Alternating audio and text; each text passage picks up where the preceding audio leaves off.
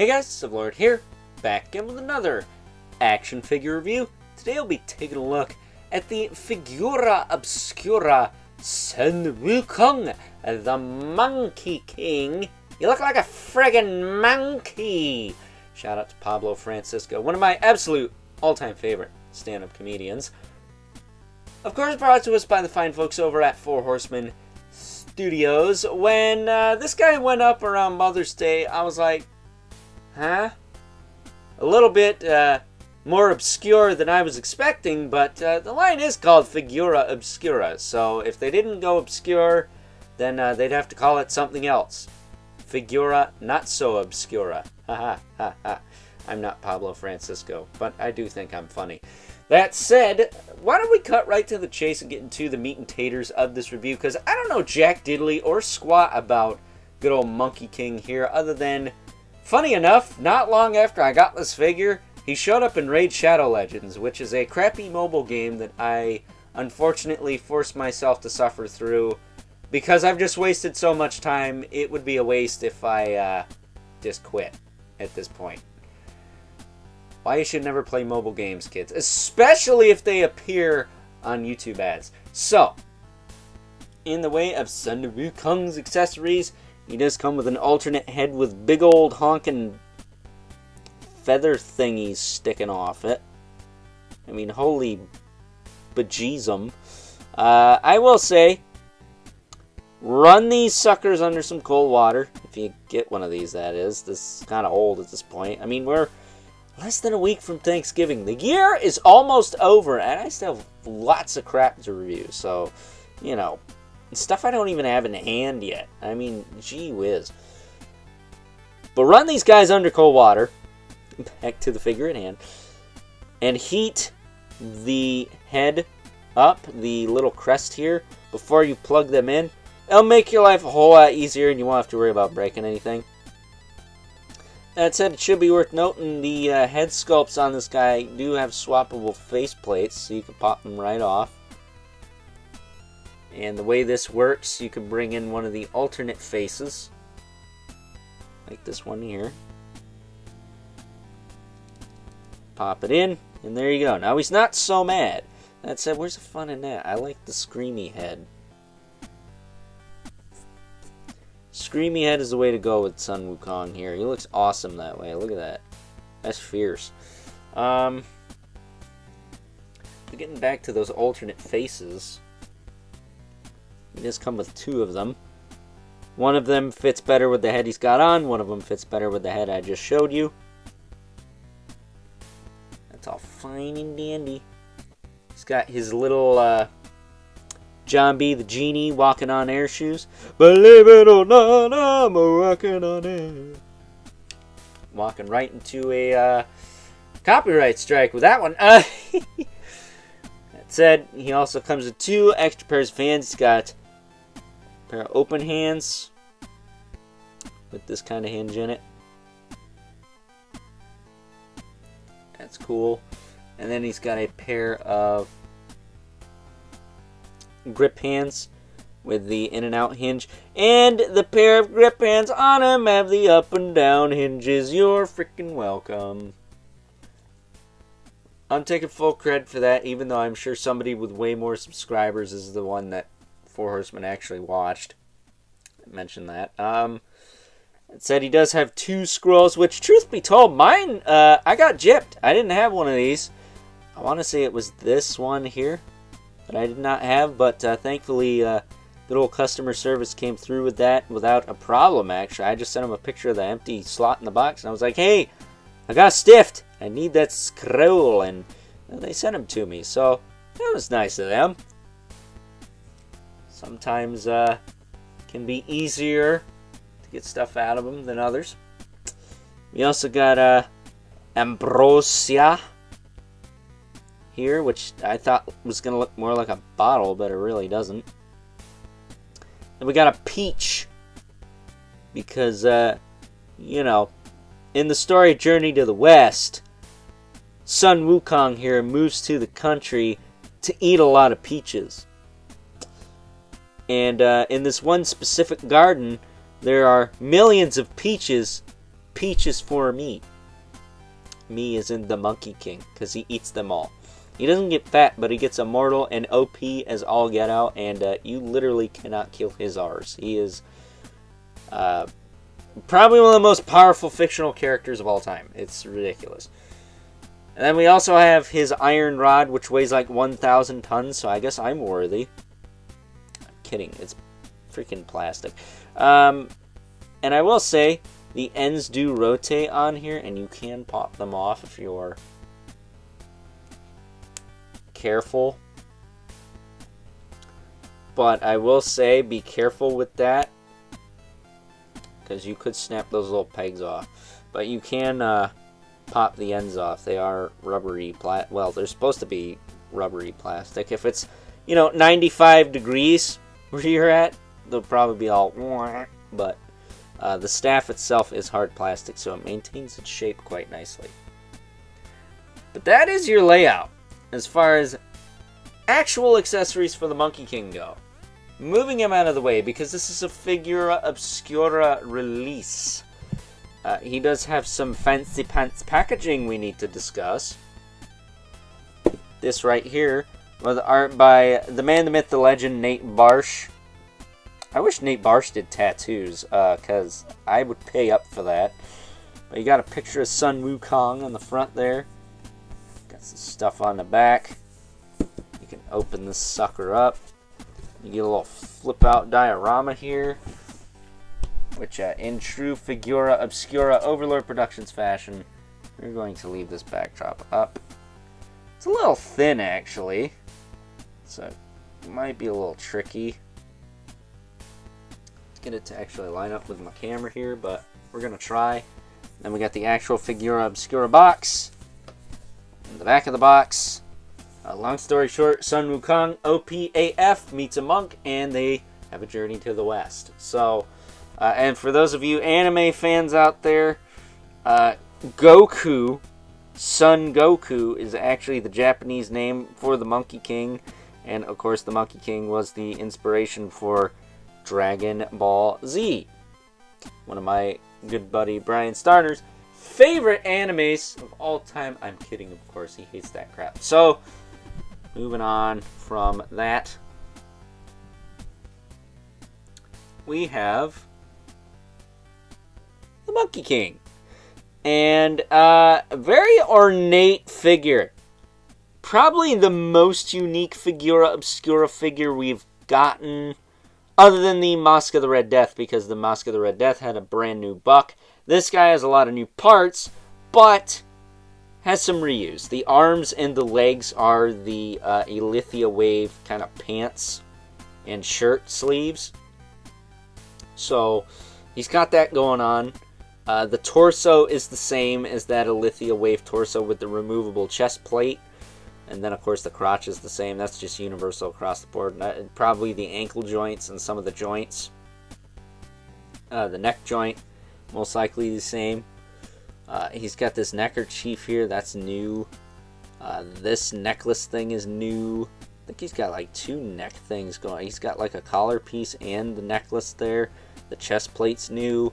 The pauldrons are new. These are some samurai-looking pauldrons if I ever saw one. I'm hoping we get a Sons of the Red Star guy with those. And take note, I'm filming this before Legion's Con, so I don't know what we're gonna get, but I can only imagine these are gonna show up in that wave. I'm banking on it. And he's got a cool belt with his cool looking dragon face there. He's got this sash that goes around his waist. Now, I don't know how the Sam Heck this thing is supposed to sit. I have it sitting this way. It works the best this way. I will tell you, this wire on mine, I don't care for some of these wired soft. I think C. Jessom does an amazing job with the cloth goods, but I think the factory has a little trouble getting the wires to kind of sit in the soft goods the right way. Because this wire on mine poked through the soft goods, and that kind of sucks, so I had to cut it. So it's a little short over here, but I'd rather it's a little short than poking me, so, you know, it is what it is. But other than that, I did have a couple little punctures on the neckerchief and on the underskirt here. Which again, look at this samurai looking skirt here. Curious if we'll see that on the Sons of the Red Star guy. I hope so. I really hope so. That said, articulation wise, he's got a ball joint in the head. He can look up and down. He can swivel side to side. Pauldrons are on little ball pegs. They can move up and down. He's got hinges in the shoulders, but dang it, they're tight, so I'm not going to mess with that. Can move his arm forward and back, though. Single joint at the elbow with rotation. He's got a gauntlet twist. He's got swivel at the wrist. Swivel at the wrist with a hinge. Look at that. That is the type of hinge that I want on a wrist that is meant to hold stuff. He's got a ball joint in the waist. Twist side to side. It doesn't even matter if the peg's loose. There's no clearance for that thing. I mean, you can get it to turn, but it's going to get caught on a lot of stuff because it's so jam-packed there. His hips can move forward and back, out, down. He's got a thigh cut, but again, really tight. Single knee. He's got a swivel below the knee. He's got a swivel in the foot with a rocker, or with a hinge, excuse me, and a rocker. He's got his little monkey feet. His little monkey feet. Welcome to my gang of monkeys. Shout out to Randy Feltface, another one of my favorite stand-up comedians. He's got a swivel in the tail back here. It does kind of wiggle where you plug it into his boom boom hole, but it does just rotate here. And then it does have a bendy wire in it. Very, very solid tail, too. Like this rubber, I'm not worried about that cracking unless it's like really, really, really old maybe. Then I would, but right now it's holding up just fine. It's really solid. So, I don't know if I like this guy more than the Mask of the Red Death. If I'm being honest with you. Mask of the Red Death is just on another level, but so is this guy. Contender for Figure of the Year, maybe. If I had less issues with the soft goods, I think that would give him a little bit of an edge, but since I did have those issues with the soft goods, and his aren't even supposed to be all kind of janky like the Mask of the Red Death. His is supposed to be kind of clean and stuff. That does kind of stink, but, you know, I've had worse. Much, much worse. But, yeah, man, you can't knock the Horsemen. You really can't. You can respectfully criticize, I guess, but I really like this figure. I like monkeys. I don't know squat about this story, but I don't think I need to appreciate this figure. I think he's really cool. I hope we see some of his parts at some point. You know, the hands and feet give me hope that some point we'll get like a primate in Legions, whether it's cosmic or otherwise. Imagine a space monkey. All you guys who want a space moose, why not a space monkey? That makes more sense. So, yeah, man. Really, really dig him. Dig him quite a bit. But not sure if I dig him as much as the Mask of the Red Death. So, with that being said, let's move right along and take a look at some size comparisons. First up, here is good old Sun Wukong alongside the most quote-unquote recent, we'll say, Figura Obscura offerings from the fine folks over at Four Horsemen Studios. The Mask of the Red Death to the left, which is probably the most recent, unless you want to count the retailer exclusive variants. And then we have the Red Father Christmas to the right, and it's getting to that time of year, isn't it? Little Father Christmas is probably going to be hanging out for a while, right? But that said, I could just see the improvements of this line, even from Father Christmas, who is a lot of reuse under that robe, but then we get the Monkey King, who's got some reuse, but a lot of new parts. And then we have Mask of the Red Death, who is pretty much all new. I don't think there's a single thing reused on him other than maybe the waist piece. Other than that, he is a brand new figure. That said, we're going to see these parts in, I want to say, the Necronominous wave.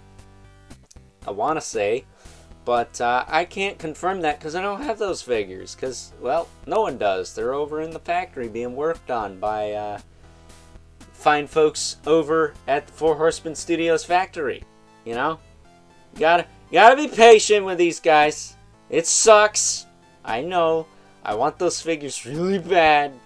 Exilius the Harvester could dethrone Brother Mandibulus, as crazy as that might sound. But for now, we got Mosca the Red Death, and right now he is one of the figures of the year, man. If not the figure of the year, but it's too early still. We still got a month to go. We gotta get through December 1st. So carefully moving Father Christmas, because he is very much a handful. And Musk of the Red Death. Let's bring in our two regulars. A couple less obscure characters, at least people who are regular viewers of my channel. Brother Mandibulus. And Love and Spawn, who stands quite a bit taller than Sun Wukong. If you hadn't noticed, Sun Wukong is a little shorter. He's got shorter lower legs, almost dwarf-sized, I would say, in the lower legs, not the whole leg. Just to give him those monkey proportions, right? He is a monkey after all. Same with the arms. He's got slightly longer arms because monkeys have longer arms than they do legs. That's how their anatomy works. If you look at a chimpanzee, we'll say they're the most basic primate to kind of, what's the word I'm looking for? Research and look at and dive into and observe. You can really get a feel for the anatomy of a primate just by checking out chimpanzees. Why am I talking about this? Nobody cares about this crap. Let's just wrap things up with some final thoughts before I turn this into a Nat Geo documentary about frickin' monkeys. Overall, and aside from the couple little snafus I ran into with the soft goods on my particular figure, I'm sure that's not a widespread thing, but if I don't mention it, the Horsemen aren't going to look into improving it. That said, I'd rather have a couple of punctures and some cloth than, I don't know, a floppy, loose piece of crap ab crunch that's worn out after a couple uses. Sparrow toys. If you're animal warriors of the suckdom. That said, those clowns couldn't design a figure to save their lives. And their customer service sucks. I'm not going to talk about that here, though. That's another discussion for another day. But let's just say the fine folks over at Four Horsemen Studios know how to make a proper simian primate monkey action figure. And Sun Wukong right here is it. He is awesome.